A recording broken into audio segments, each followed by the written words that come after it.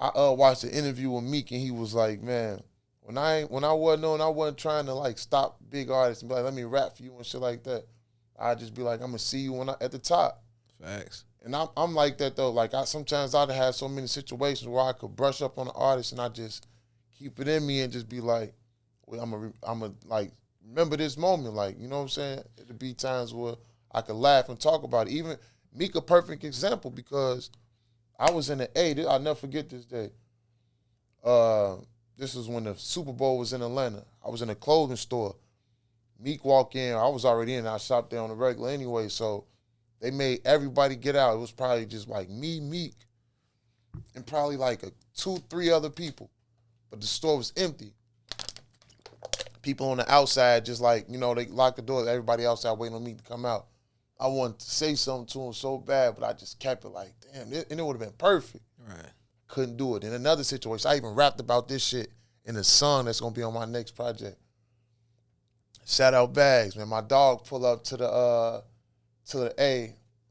This might have been about a couple months ago. So Vaughn was alive. Rest in peace, King Vaughn. We pull up to Copper Cove in Atlanta, Meek them outside. Everybody outside, like, surrounded by Meek. Dog pull up, Rose truck. Meek looking like, ask my dog, Ruggs, like, who is that? You know what I'm saying? Basically, you tell you, ask Mike, who is that?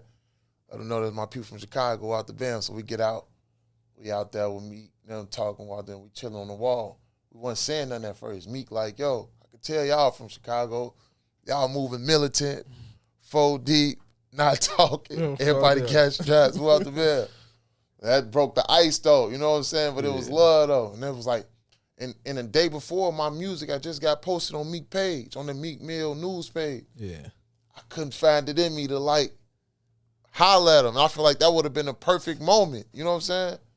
I think you like me, man. You are it's gonna come, you know what I'm saying? So you don't be trying to rush it. Yeah. But how I deal with that now, I always take shit in threes. You feel me? So you saying it happened twice. So if it happened a third time, bro, you gonna have to, you know what I'm saying? And it is, because I'll be around, like, man, I'll be around all the biggest, and I'll be feeling like maybe, that's how I move with it, like, kind of strategic. Like, I'd rather let the face card do the work. You know, like, I'll be around, chop it up, gamble with niggas, whatever the case may be. And whenever the music get a chance to somehow magically get thrown up or I get to display the music, that's when you know. Yeah. And a few times it happened like that, like, damn, this your shit? It happened like that with Savage, you know what I'm saying, with the no makeup. So it'd be a matter of that type of time with me, on the real. You got the right mindset, because I don't feel like you need to be all up in somebody's face like, I do this, I do this, I do this. They get tired of that. It's a trillion niggas who rap, and I know they getting that every day. Facts. So you just being yourself and remaining humble, you feel me? That shit take you far, because a motherfucker will remember that shit. For like, man, I ain't even know this nigga rap. He ain't say shit about that shit. You feel me? And then, like you say, I don't know what it is about Chicago, bro, but we just go, we post up, we don't say nothing to nobody. That shit just in our blood type shit. You feel me? Just peep the scene and take it for what it is. Yeah. Now, what made you take the move from Chicago to Atlanta? Like at the time, Fool and them was going crazy at the crib. My brother was living in Houston.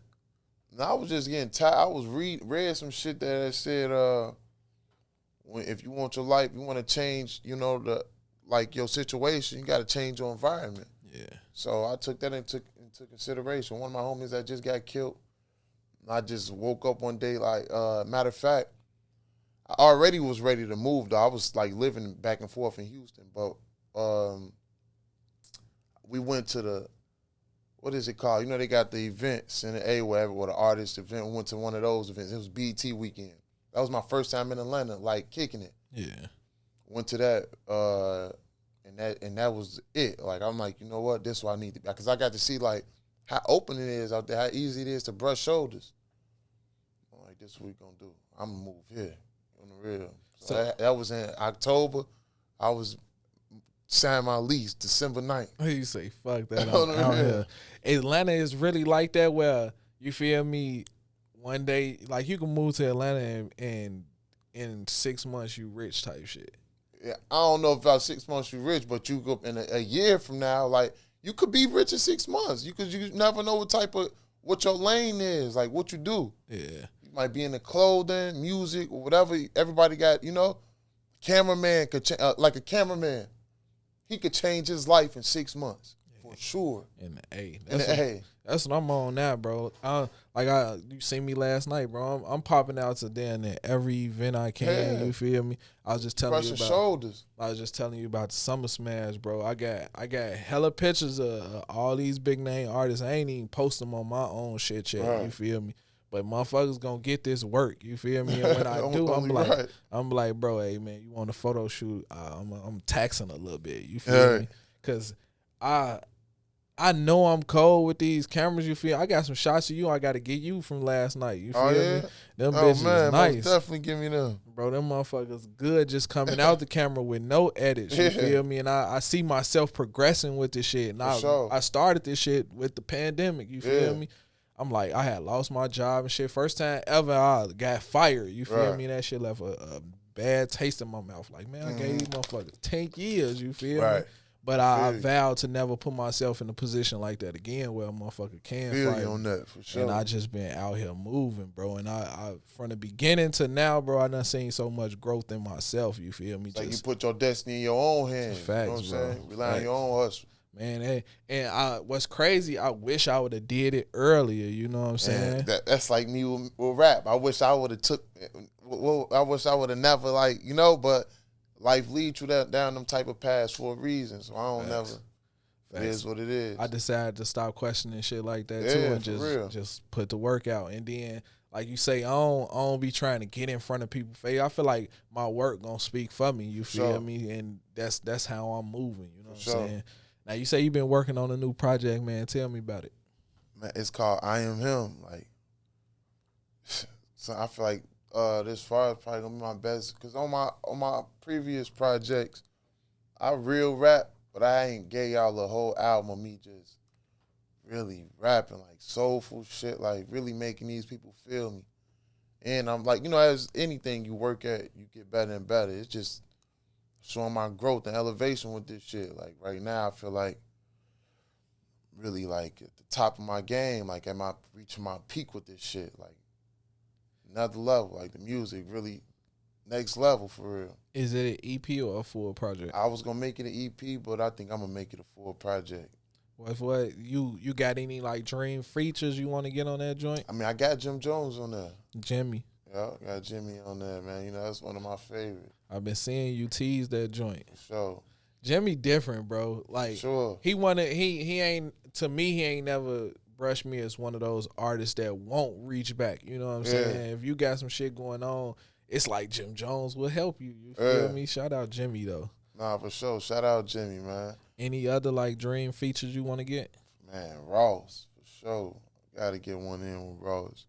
I want to do one with them Griselda boys too, man. I like them niggas, man. I actually rented a Conway at the Kanye event in the A. Yeah.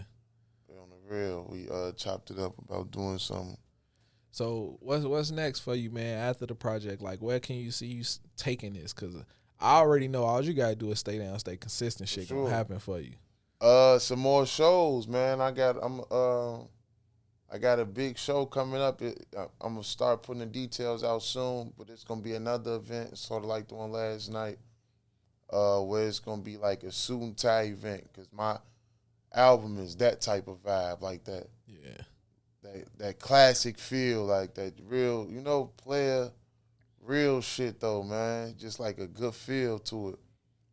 And I'm gonna have a live band with it as well. It's gonna be just some dope shit, as well as other artists from the city. TT, Jujilla, 4, and one female. What's her name? Day Jones.